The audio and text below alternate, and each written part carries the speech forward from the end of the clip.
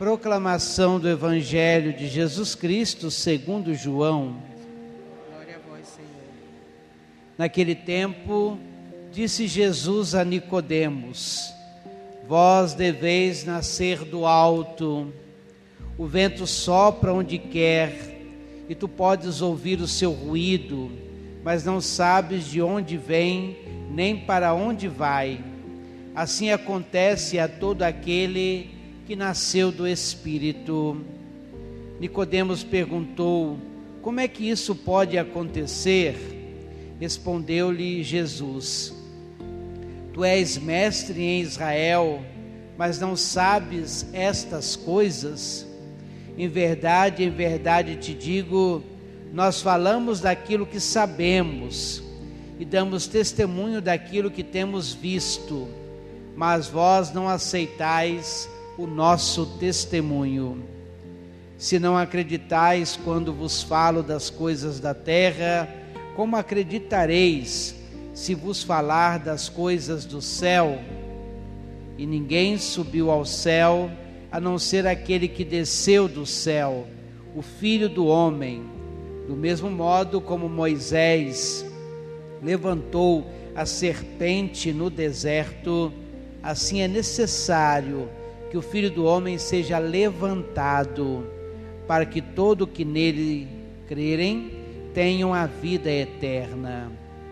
Palavra da salvação. Queridos irmãos e irmãs reunidos na comunidade Santuário Nossa Senhora das Graças em Volta Redonda, queridos irmãos e irmãs que nos acompanham através da Rádio Sintonia do Vale, a rádio da Diocese de Barra do Piraí, Volta Redonda.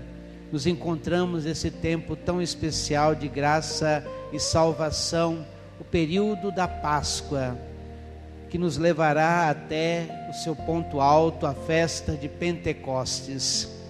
Vivenciamos na semana passada a grande oitava, como um tempo propício para aprofundarmos o mistério celebrado naquela vigília pascal.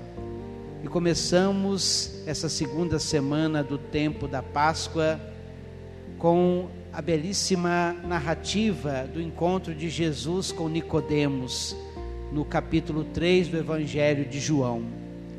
Nicodemos é este homem que pertence ao Sinédrio, um dos anciãos que podem de fato julgar o povo, que possui o conhecimento profundo da lei, mas nele há um desejo profundo de passar das trevas para a luz e vai de noite para o encontro com o Senhor.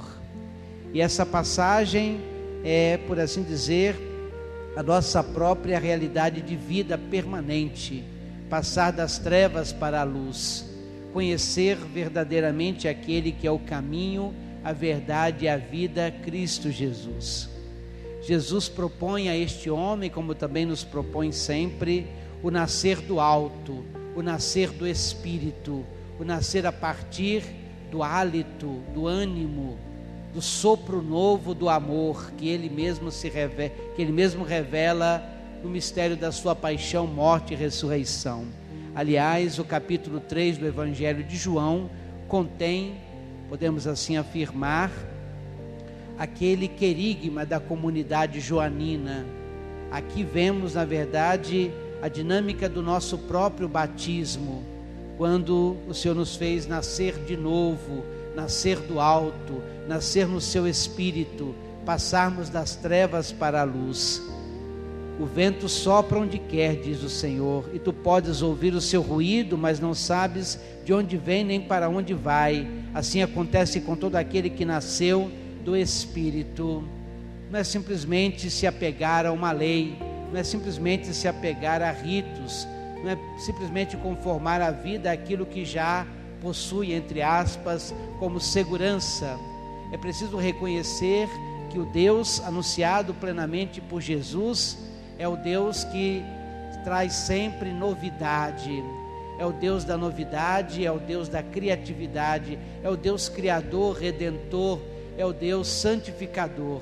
Por isso é preciso se deixar conduzir pelo próprio Espírito que recebemos no batismo, que não nos faz simplesmente numa rotina, não simplesmente naquilo já conhecido, mas nos convida sempre à novidade.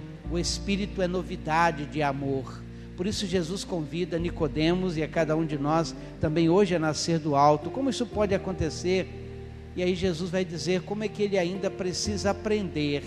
Se considera sábio em Israel, mas ainda não se apropriou, ou melhor ainda, não se abriu à experiência nova que ele, o Cristo, Mestre e Senhor, está trazendo. Em verdade te digo, nós falamos daquilo que sabemos e damos testemunho daquilo que temos visto. É a própria caminhada da comunidade joanina, que por volta do ano 100, dá testemunho da ressurreição do Senhor, em meio a tantas dificuldades, perseguições, até mesmo recusa da parte das autoridades judaicas, desta novidade que é o Evangelho vivo, presente no meio da comunidade. E aí Jesus vai dizer que é necessário se desafiar a coisas novas. Se não acrediteis quando vos falo das coisas da terra, não acreditareis se vos falar das coisas do céu. E ele nos falou plenamente das coisas do céu, da novidade da vida que é colocar-se em comunhão com Deus através da vida fraterna. E aí nós temos um outro resumo belíssimo no capítulo 4 do Atos dos Apóstolos, além daquele que ouvimos no último domingo, através do capítulo 2 também do Atos dos Apóstolos, quando a igreja, movida pelo Espírito Santo, mantendo viva a memória do ressuscitado, realizando de fato a sua memória na Eucaristia, ela desenvolve também a capacidade da partilha e da comunhão. Se no último domingo nós ouvimos a mensagem de que os primeiros cristãos se conservavam perseverantes na doutrina dos apóstolos, na vida fraterna, na fração do pão, primeiro nome da Eucaristia, e também na oração, esse resumo do capítulo 4 dá a disposição maior para aquilo que é necessário também hoje desenvolver mais na nossa vida cristã, nas nossas comunidades, na nossa igreja. A partilha dos bens, favorecendo sobretudo os mais pobres. Entre eles ninguém passava necessidade, pois aqueles que possuíam terras ou casas vendiam-nas, levavam o dinheiro e colocavam aos pés dos apóstolos. Essa é a utopia do Evangelho, da profunda fé no Cristo Jesus, de quem deixa de lado simplesmente o apego às coisas, a própria propriedade, para assumir a dinâmica da confiança maior na capacidade da comunhão fraterna, da partilha dos bens. Como isso é exigente hoje para as nossas comunidades, para as nossas igrejas. Além de, é claro, termos lugares acolhedores para nos reunir, os nossos templos, é necessário sempre, como um compromisso desafiador, para vivermos o Evangelho e sermos impulsionados pelo Santo Espírito, a partilha dos bens com os necessitados, reconhecendo-os irmãos, e por isso não ficando quieto, pelo contrário, possuindo uma inquietude profunda diante da miséria, do sofrimento, do desprezo de muitos.